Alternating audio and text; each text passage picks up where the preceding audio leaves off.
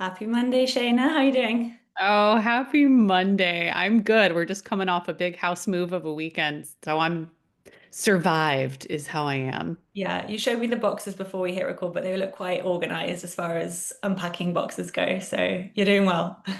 Yeah, I'm hiding it well, the fact that behind me is the chaos of a full house move. Love it. Well, we move, literally. And yeah, I'm excited to chat. We met about 2, 3 weeks ago. You pinged me on LinkedIn and you said, "Oh, I'm in London." I thought, "Oh, I've heard of Hello Generalist." I had no idea you were in London, let alone down the road.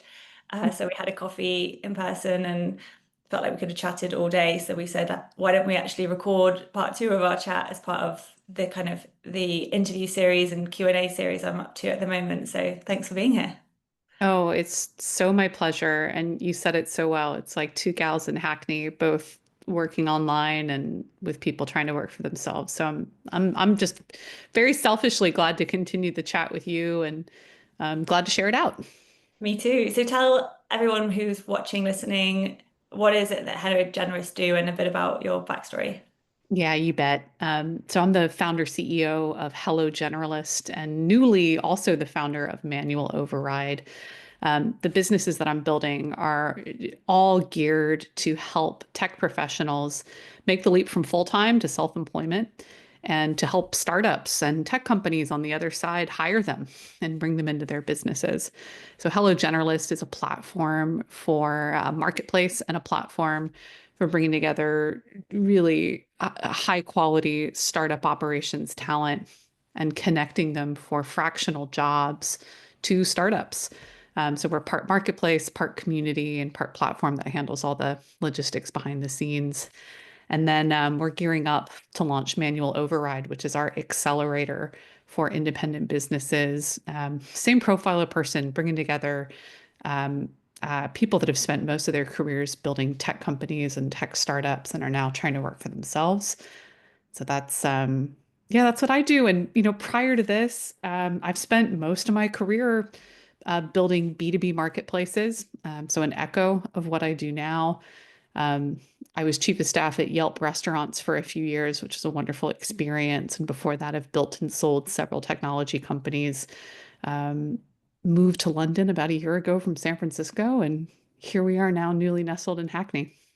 Yeah, yeah, it's an amazing journey, and anyone who knows me know that I'm so passionate about helping people step into this new world of work. So, in terms of where I come to this conversation, similar to you, although what I do is not a marketplace, I am helping individuals step into self-employment. Oftentimes, they're already in self-employment and they're just like, how do I make the most of this time? How do I do more of the thing I love, get paid generously as a result? And the kind of through line of what I'm supporting people do is step into their authority and be an authority, be known, be seen, and have credible insights to share so that you can escape this kind of time for money trap of I just freelance in other people's businesses all day, every day, and don't really know what I'm left with at the end, and become somebody who stands for something, who develops a body of work, yes, who works on different projects and different clients, but is able to kind of point to this evidence of like, here's the thing I've been building all along, even if I am just one person.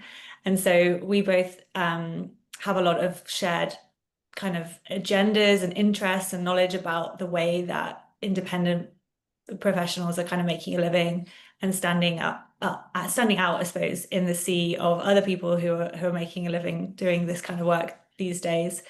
I guess from your perspective, what do you think the main shift and trend that you're seeing on the US side or over here now Yeah, is? my whole perspective is based in the US. My businesses are US based. I'm an American. We've yet to expand over here. So I think that'll be an interesting point of view as we both bring different parts of the globe in. In the US, particularly for people coming from the tech sector, um, it all goes back to COVID, where in the US and certainly all around the world are massive lockdowns, massive work from home policy. It was both incredibly freeing and an incredible wake-up call for people, where more and more I hear from Hello Generalist members, Manual Override members that are saying things like, I really picked my head up midway through working from home for several years and had to question is this really how I want to spend the next 20, 30 years of my professional life? Or is there more? And I think that nugget and that question was really ignited by so many success stories of independent businesses online. In the tech sector, you have a few standouts. People like Lenny Rachitsky, who writes the top, business Substack, um, who also launched a podcast, who also does angel investing and advising. You have people like, Wes Cow, who is a multi-time startup founder who has also found a way to build an audience and build businesses online. And we could go on and on. Elena Verna and it's really quite remarkable. So I think the combination of people working from home, being a little bit burnt out, starting to question their future, combined with all of these success stories that really showed the opportunity of what you can go after if you have the energy and ambition and skill set. There's nothing but opportunity available for you online when you start to build this portfolio of income streams as a tech pro. What's your perspective there? That's very similar. Like the COVID pandemic was such a wake-up call, as you say, not just for individuals, but I think for organizations that like they did lose that grip of control over so many of their employees, and for the right reasons, using the word control, I think made sense maybe 20, 30 years ago, where it was more of a paternalistic society where you work for a company, in return you get an annual, I don't know, company retreat, and you get your gold watch and you get your pension contributions, and that stability and security was a two-way street. And in the last however many years, probably my view is it kind of started around the same time as the tech boom and bust of organizations. There were no longer kind of these long life cycles for companies, and they've become shorter and shorter, and therefore so have people's career spans. And I think that shift on the side of COVID being, we no longer have kind of access to everybody, what they're up to. And people were forced into needing to create income streams in a way that maybe they hadn't previously felt that they needed to, or felt like they could because they had free time. And so my view is very similar to yours. I think we live in such a global economy. There isn't, for me, this distinction between, oh, that's a US influencer and that's a UK. I see the same people that you see, or people like Justin Welsh, or creators who've kind of created empires really with skill sets and courses. And I was at an event with somebody the other day, or a whole host of us, who are all building online, building audiences, building course creator, educator businesses.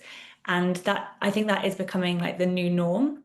And I obviously am privy to it every single day, people coming to me as a coach and saying, hey, how do I make this work? Like, can you help me move away from this organization and into my own domain? And that tracks with my own timeline. So I quit my job in 2019, trained as a coach, and then kind of built a brand. My business is called The Ask, around that, because of asking the right questions to determine your fate, to determine what do you want from life. And it so happened that the pandemic coincided with what I was building and gave me this, rife of kind of people who were like saying, hey, I am questioning what I'm doing. Can you help me navigate this uncertain, uncharted waters that we're in? And I still think we're still early in that move. And so, yeah, I guess people will probably be curious about us as well, right? How have we done it? How have we set up our operations? Um, I'm happy to go first, but yeah, like I guess thinking out loud here, what have we built to, like, and how have we transitioned? Because these are both bootstrapped businesses. We've not gone down the funding route to say, hey, can somebody else back me? It's very much choosing ourselves. At least that's one of my big mentalities and MOs, is like choose yourself and ask for what you want. So yeah, so my backstory, which I think is helpful for people trying to get models of how this can look, is I did quit a job without a backup plan, not something I necessarily recommend. Did so for like the reason that I started the wrong job and it was just not the right fit. I was very unhappy. It was affecting my mental health, and I just didn't know how long it would take me to find something else. I thought I would just take a beat here. But I had always thought I wanted to run my own business, and then sort of thought, well, I don't have kids. I've got the skills, I've got the contacts. Let me just give this a go. And so I found some sort of freelance contracts with recruitment roles, which is what I'd done historically. and they pay me like a day rate, which is really new for me. I didn't really understand that concept of a day rate and setting up a limited company or an LLC in the US, and setting up insurance, business insurance, because what if I did something wrong as a business? And it was all really kind of like quite complex. But I'm really glad that I had this opportunity for this venture builder who were paying me to hire for them, because I had to set up all of my limited company operations. Um, and then on the side of the day job, doing the day rate recruitment, I was doing practice hours as a coach. And basically, for the next 2 years, I kind of turned the volume up on one and turned the volume down on the other. So I moved from, hey, I'm a 9 to 5 contractor for this organization, and I navigated my way into other organizations and said, I'm a recruiter, I'm freelance, but why don't we work on a success only basis? Rather than I show up and clock in, why don't I take these roles off your plate? And if I'm successful, you'll pay me a fee. And so I was able to kind of change that time to money equation quite quickly whilst creating these coaching clients who in the early days didn't pay very much, but created that skill set and allowed me to do what I talk about now, which is build a body of work. So talk about the coaching as well as do the coaching and create content.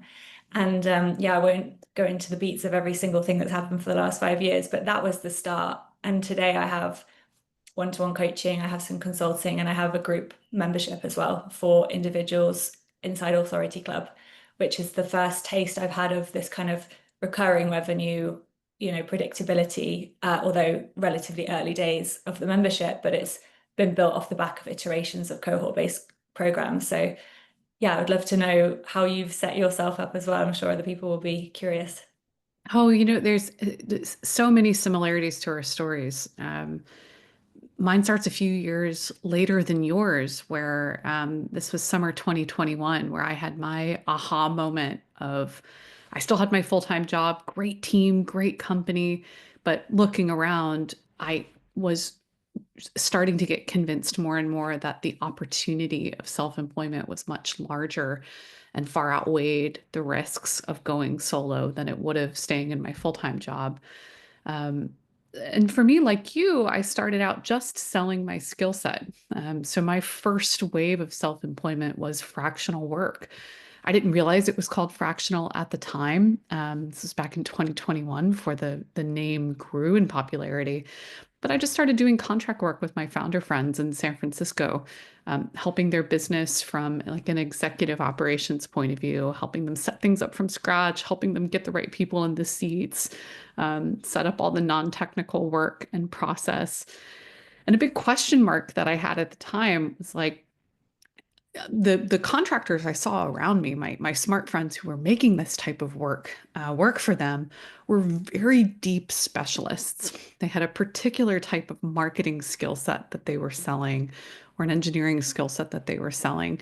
And for me, I'd spent most of my career in B2B marketplaces, mostly working with food and restaurant companies. So I had a niche where I was an organic fit, a natural fit to come in and help a business. But my skills were quite broad. I'm a very proud generalist in that the skills I bring to work are more than one particular depth.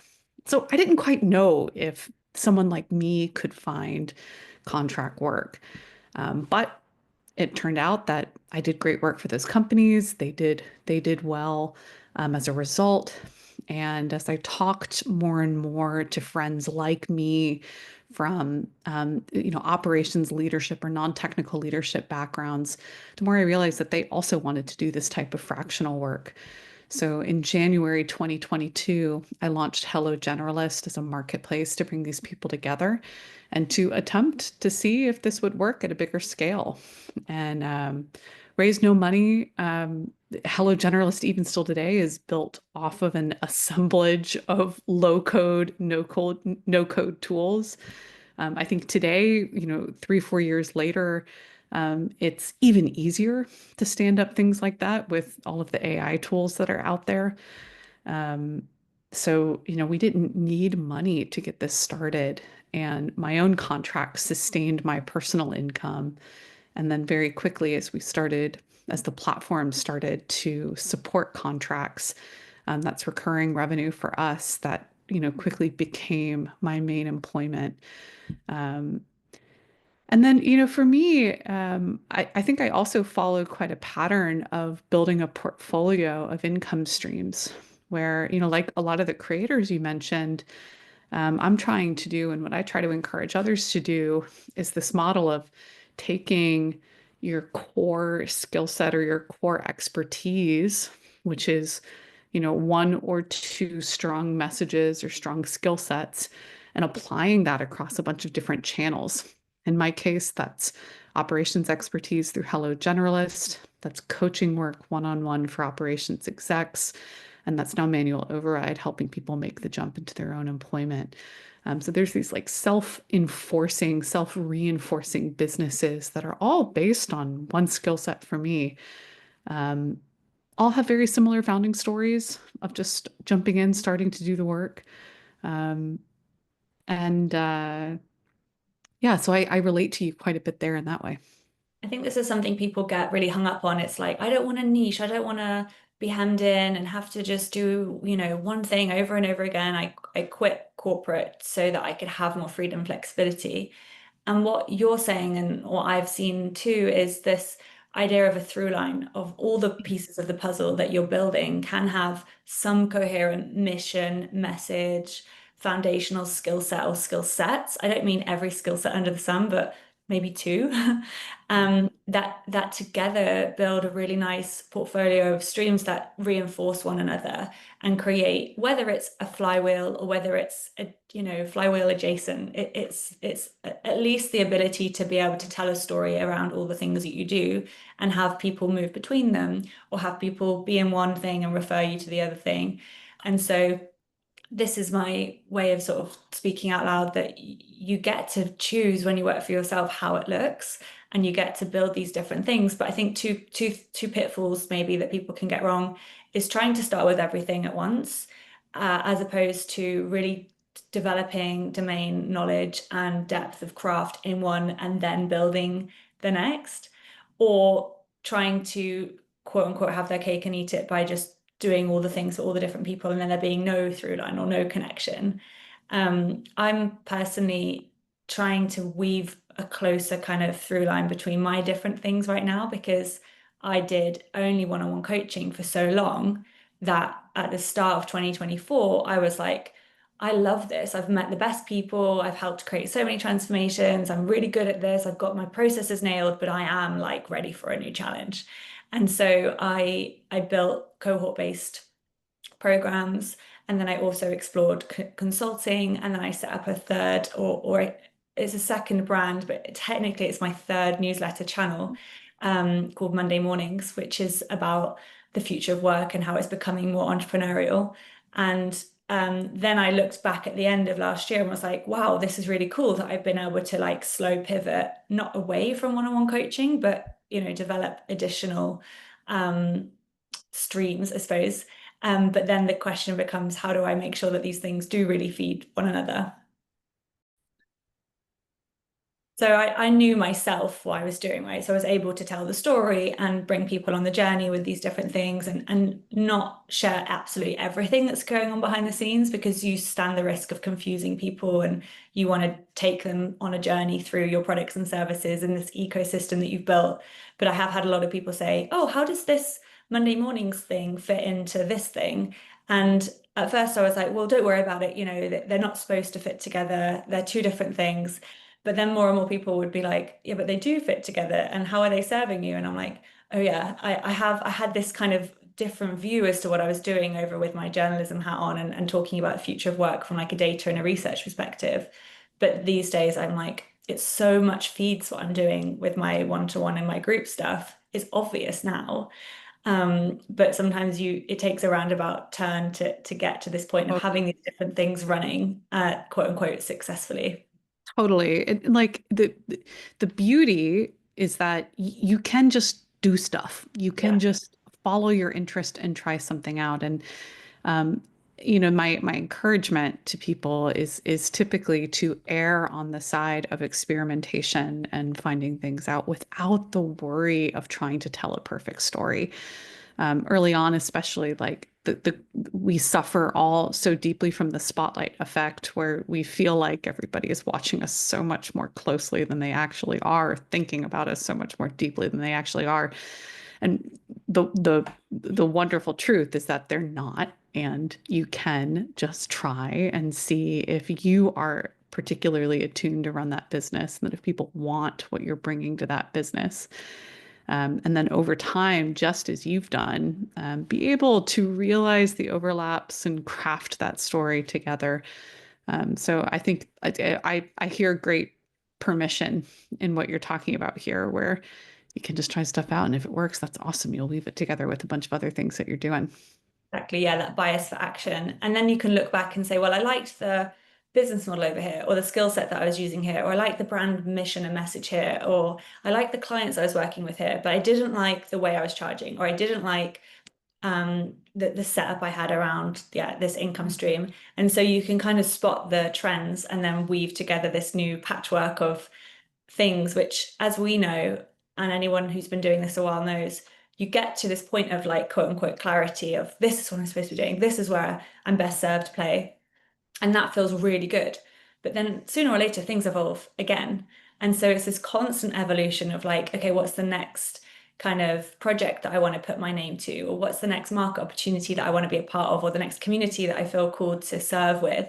And then you do new things, but then you kind of, that story has to catch up. So to your point, if you're constantly trying to perfect the story and wait to feel like you're perfected with the story, you will never do the things that get you closer to actually doing the work you love, because that's the point of telling the story, is to be able to do more of the things that you love, Totally. not just tell the story for story's sake. So yeah, it's there's a lot of nuances.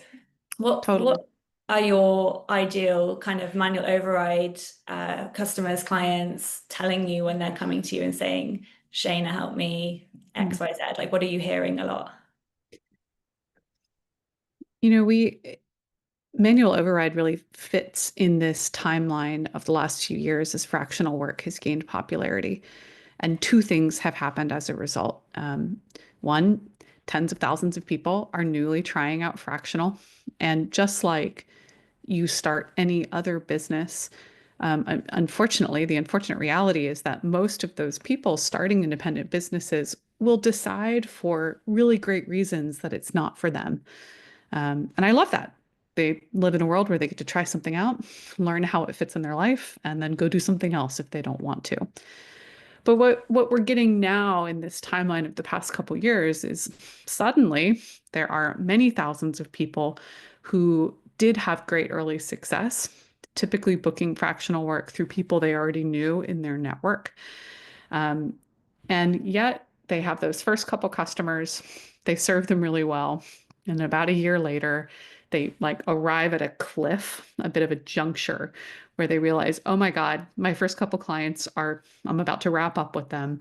What do I do now? What next? And there's this realization that though fractional is something that you can really easily get started with, especially, many people accidentally start fractional work. There's the cliff that you arrive at and you realize, okay, if I'm going to make this sustainable, I have to turn this into a real business. And so that's one big quandary people are arriving at in this moment and are coming to manual override to help resolve. And the other thing that's happening is part of what you and I are talking about right now in our own business, where um, in many ways, this type of fractional work, or where you're directly exchanging your skill for money, skill, money, and time, um, it's often a bit of a gateway to the rest of this portfolio. You and I are great examples of both starting with fractional or contract work with our skill sets and then finding our way into this bigger opportunity with coaching, with community, with a light technical platform. And so there's this bridge here that happens right as you're at that year or so mark into your working for yourself journey, where you realize, okay, if I need to find more customers, how do I do that for my core fractional business? And also, I see all this opportunity around me. How do I now very practically go and build that portfolio of other income streams? So it's this, incredible business puzzle that people are coming to Manual Override with. They're like, I'm a smart person. I've served my first couple customers. That went well. I love it. I want more. Okay, I need to build that business. And also, I want to start thinking about building these other businesses now. So they're coming in for camaraderie, for accountability, for structured workshops, for mentorship, for exposure, and ultimately to book more revenue. Mhm. Um, yeah. How does that fit with what you're seeing in your coaching clients? Yeah, well, very, very aligned. I think one of our core differences from a persona perspective is you're tightly serving this ex-tech professional who's come out of I call it 9 to 5, but in very many of those situations, it'll be 8 till 10, like long hours. And are able to kind of land in that fractional role quite quickly because they have those contacts and they have the businesses that have money often, they're there readily available in their network. The thing I'm supporting people with is a similar from a operational perspective, but I think from a persona perspective, a lot of people that I work with have a very varied background. They might be more in the creative field, they might be from the nonprofit, from the sustainability world, from consulting, data, marketing, like it's quite a cross section. And so what I've found works really well is helping people step into their authority, meaning let's tie up all of your experiences with this neat message and a big idea that you stand for in the world. And this is self-selected, right? I don't go to people in the street and say, you need to do this. It's much more this inner calling that they have already. And I'm providing them with the context and platform to do that. And so Authority Club is a combination of trainings that I deliver or experts come in and deliver. There's a core curriculum. And I was smiling when you said jigsaw puzzle, because one of the first images that they see when they start this curriculum is this jigsaw. And it's like the pieces of the puzzle that they need to figure out to feel like cohesive about are intertwined, and you don't necessarily solve them in order, right? So it's like, what do I believe? Who am I in the world of work from a vertical and horizontal perspective, from a positioning perspective? Who are my ideal clients from a psychographic and a demographic perspective? Um, what's my kind of vibe? What's my ethos? What's the feeling I want people to have when they work with me? And then what's the problem I'm solving and the transformation I deliver?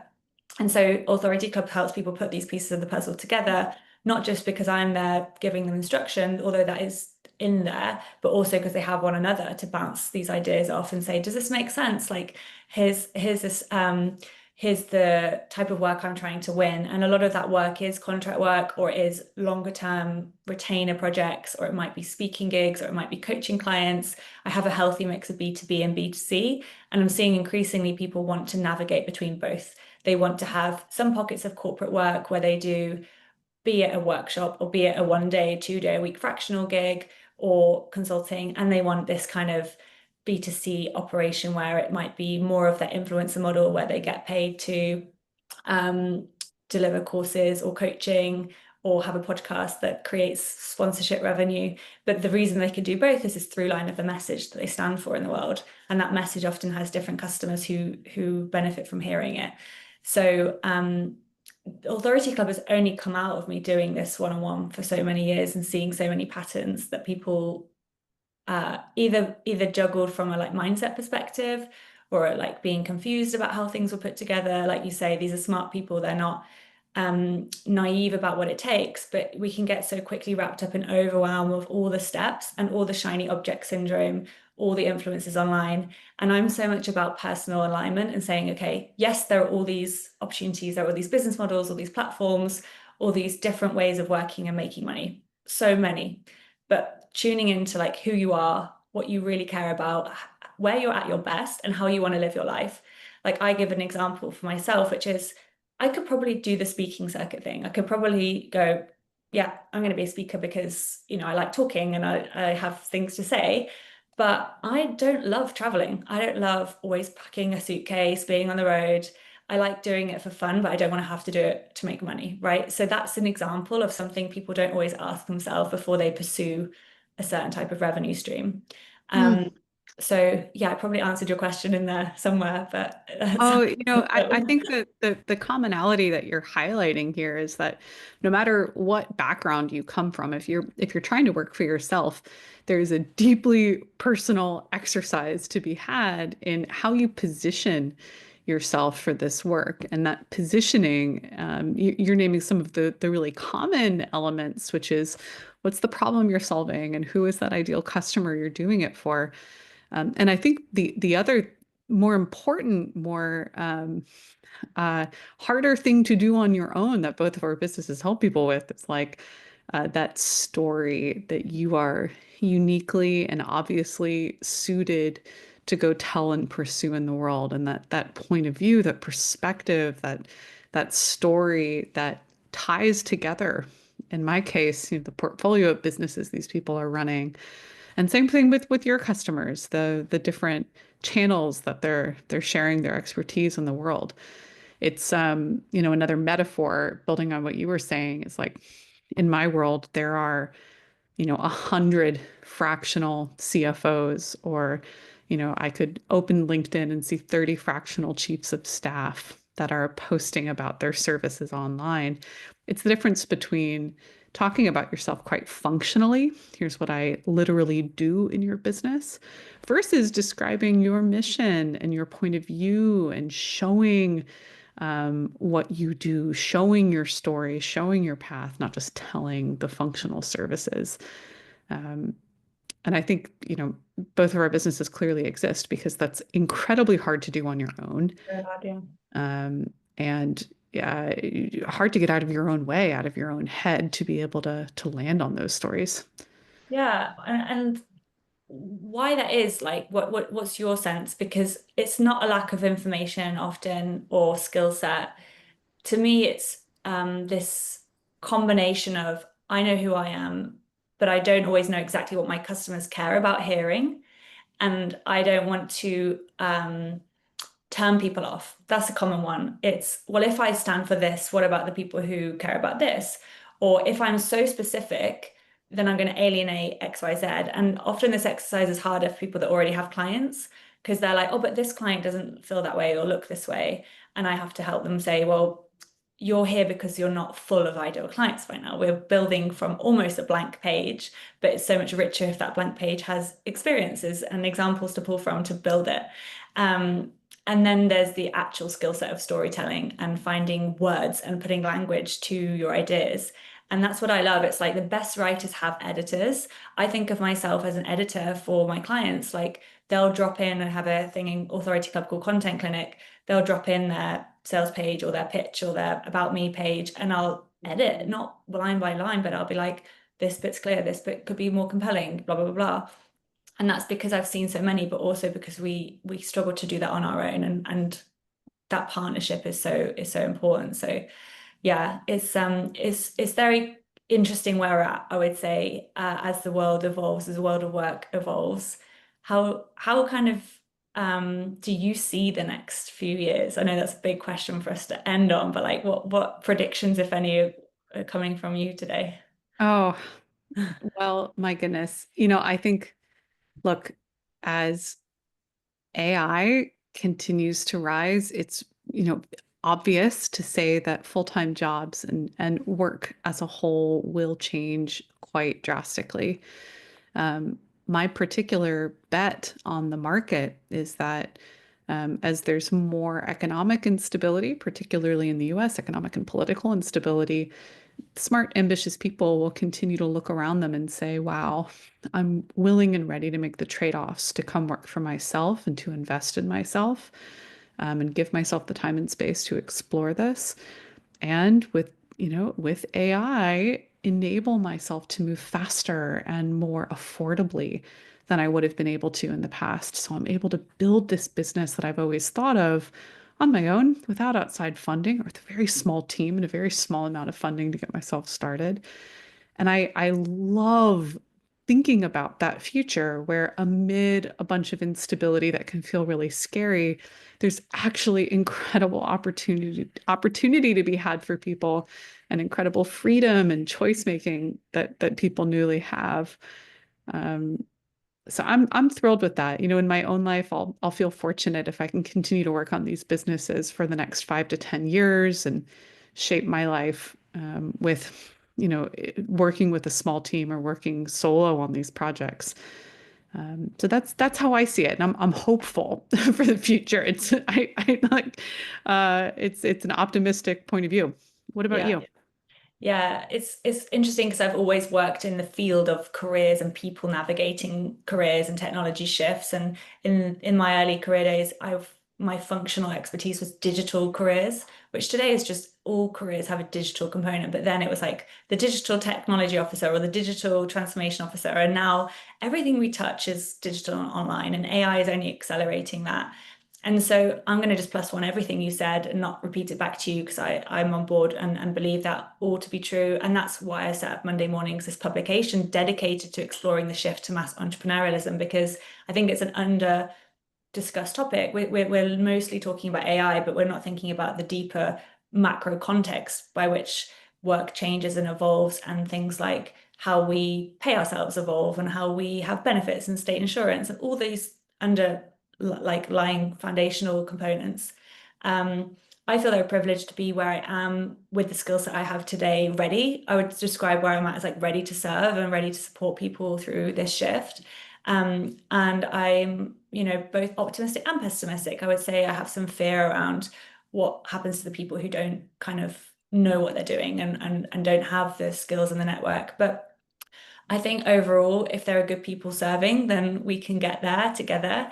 And one like addition to your prediction I'll add is I think we're going to move away from everything feeling like we need a social media presence and this online presence to survive. I'm not saying it's not important. I've built businesses off the back of mine, but I don't think it's sustainable the way that we've been doing it, where everyone's just going to be online shouting for attention. I think it's going to become much more like behind closed doors, networking, referrals. And so my advice to anybody listening is like, who's in your corner? Who are your advocates? What communities, networks, referral partners do you have? Because these will stand the test of time, as we know with algorithms and platforms, they come and go. But relationships, I think, if this is the future of work, they have to continue to be the basis from which we build income, which is cool. I like that part of it. I do too. Internet fame not required. Just go talk to the people that know you and love you and want to see you succeed. I think that's a great way to end it. Yeah, well, it's been a pleasure as always. So thanks so much for, yeah, chatting Oh, with Ellen, me. back at you. Thanks for listening, everybody. See you again. Bye, Shaina. Bye.